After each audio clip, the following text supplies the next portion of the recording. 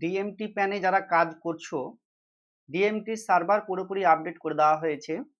যেইভাবে এর আগে কাজ করছিল আমাদের এক্সটেনশন অনুযায়ী সেই এক্সটেনশন কাজ করবে। তাহলে আমরা সেই এক্সটেনশনটা কিভাবে এখন নিয়ে আসবো অথবা ওয়ার্কিং করাবো।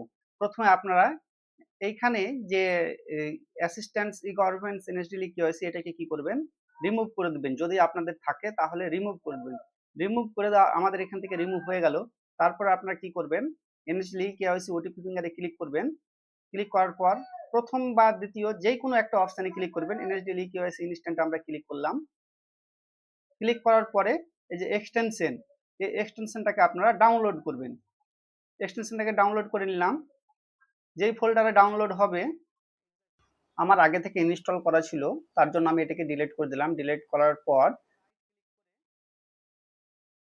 এক্সট্রাক্ট হেয়ার বা এক্সট্রাক্ট ওয়াল, যার যেটা অপশন থাকবে সেই হিসাবে ক্লিক করবে। রাইট ক্লিক করে এটাকে আনজিপ করে নিবে। আনজিপ করে নেওয়ার পর এখান থেকে বেরিয়ে যাবে। আবার ডিএমটির সাইটে আসবে।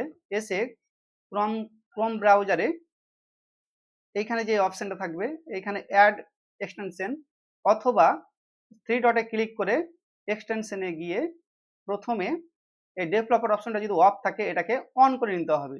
অন করার পর লোড আনপ্যাক এই অপশনতে ক্লিক করে যেই ফোল্ডারে ওটা আনজিপ করা আছে এটাকে সিলেক্ট করে সিলেক্ট ফোল্ডার ওপেন করবে, এইখানে কিন্তু চলে আসবে। এইভাবে আমাদের এক্সটেনশনটা অ্যাড করতে হবে। এবার এক্সটেনশনটা অ্যাড কিভাবে করবে, এটাকে পুরোপুরি আমরা ফিল আপ করবো। এখানে যা ছিল আগের থেকে পরিবর্তন হয়েছে।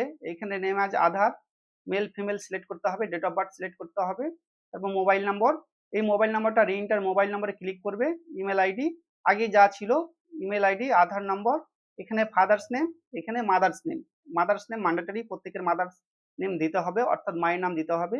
দিয়ে এরিয়া কোডটা বসিয়ে এই অপশনে ক্লিক করলেই কপি হয়ে যাবে। তারপরে যেইভাবে আপনারা কাজ করছিলেন, যেখানে যেটা প্রয়োজন সেইখানেই ওটাকে ক্লিক করতে হবে। যখন এখানে চলে আসবে, চলে আসার পর এটাকে কিন্তু পিন করে নিতে হবে।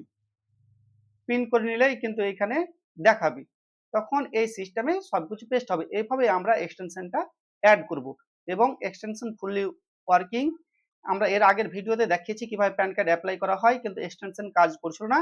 আজ থেকে অর্থাৎ এখন থেকে এক্সটেনশন ফুললি ওয়ার্কিং করবে ডিএমটি প্যান। এখনকার মতো এখানে শেষ করছি। নেক্সট ভিডিওয়ে আমরা আলোচনা করব অফলাইন প্যান কার্ড কিভাবে আমরা অ্যাপ্লাই করব, সেই সম্পর্কে ভিডিও নিয়ে আসছি।